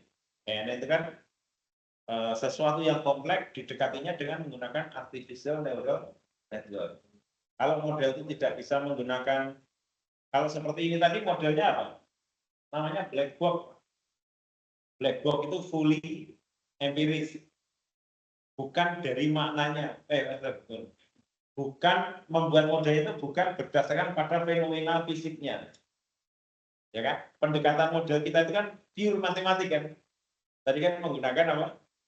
Polinomial order 2. Berarti itu pure matematik. Kalau di teknik kimia itu ada namanya model pendekatannya itu adalah berdasarkan fenomena perpindahannya, Pak. Contoh, kalau di teknik kimia kan ada perpindahan panas, kan konduksi. Nah, konduksi itu kan ini panasnya cepat mengalir ke sana tergantung pada konduksinya. Konduksinya besar berarti cepat. Maka persamaannya adalah Q sama dengan K konduksi ya, atau lambda kali delta T per delta E kan gitu. Itu namanya model, tapi berdasarkan pada fenomena perpindahan. Nah, kalau yang kita kerjakan tadi adalah namanya black box.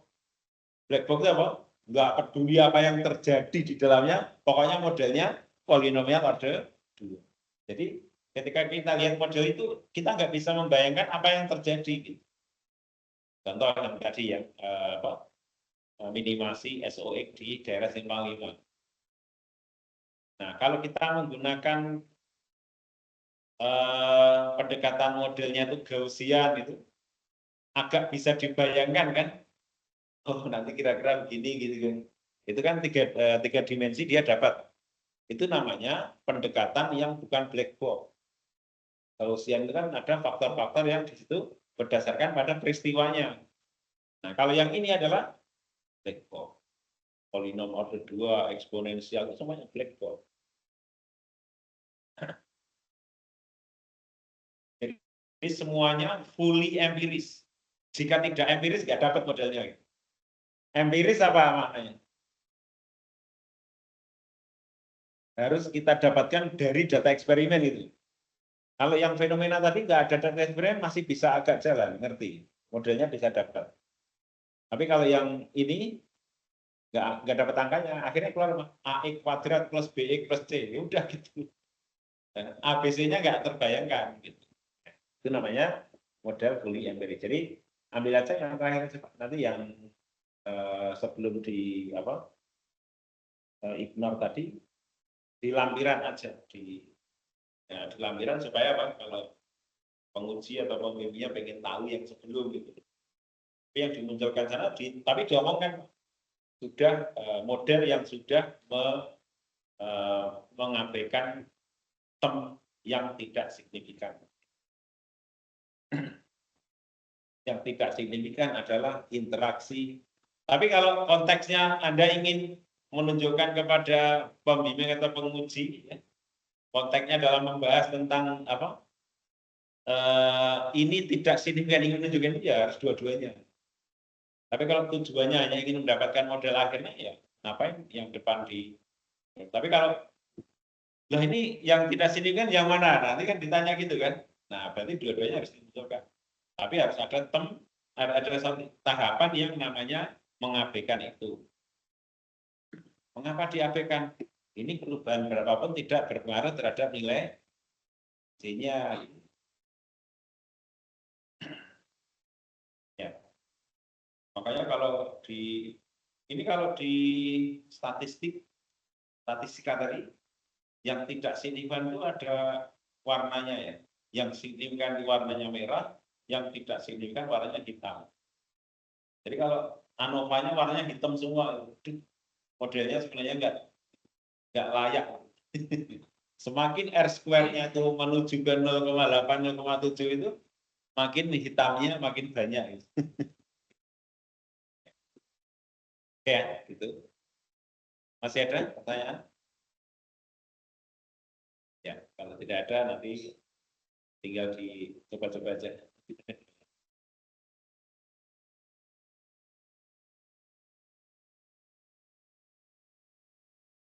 Sobar yang nggak direkam. Server bajakannya saya belinya di Tokopedia, kurang meriah. Tapi kan bisa dipakai banyak orang.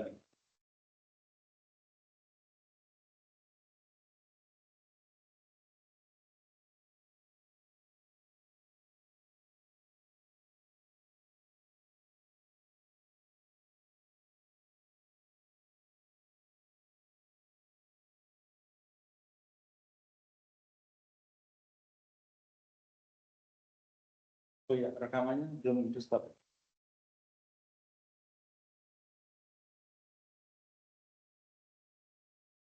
Recordingnya silakan di stop. Nanti rekam. Saya udah keluar.